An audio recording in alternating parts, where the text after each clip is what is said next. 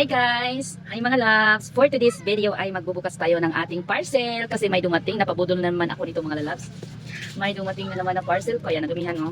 Ano na to mga loves? Mga 4 days, 5 days ata itong dumating na hindi ko talaga binuksan kasi sobrang busy ng aking buhay. Hindi ako makapag-video kasi sabi nila pag nagbubukas daw tayo nito is mag-video, di ba? Kasi walang refund basta hindi mag-video. So ngayon, mag-video na tayo kasi bubuksan na natin ito. Tara, samahan niyo ako mga loves para mapabudol din kayo nito mga loves. Di ba? May magagamit na talaga ako sa aking pagbablog. Kaya watch mga lalabs. So ayan na po, binuksan na ng aking anak at ako naman ang taga-video niya kasi mahirap po talaga ilagay ang cellphone tapos magbubukas ako. So inutusan ko siya na siya na lang ang magbukas. Ayan po, binuksan na namin. Happy talaga ako mga lalabs no kasi may magagamit na talaga ako sa aking pagbibideo o di ba? At saka mga lalabs, napakaganda niya kasi mahaba siya. So pwede natin ilagay kahit saan. Pwede natin i-adjust o tingnan niyo mga lalabs. So may bag pa siya na pa-freebie nila syempre ang lagayan niya. So ayan na po.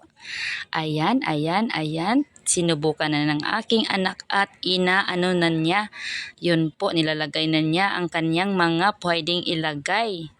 So kaya pala ako nag-order niyan mga lalabs kasi 'di ba, nagbibideo na talaga ako, nagba-vlog na talaga ako. So marami na akong gagawin, oh. So kailangan ko 'yan at lagi akong bumibili ng maliliit at nako, napakaano po niya, hindi siya matibay, napakadaling masira po. Ang dami ko na tatlo na talaga ang aking nabili at nasira na po ang lahat.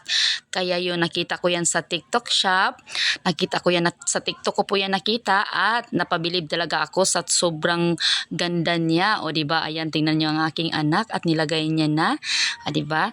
So syempre kailangan natin ang gamit na iyan, di ba?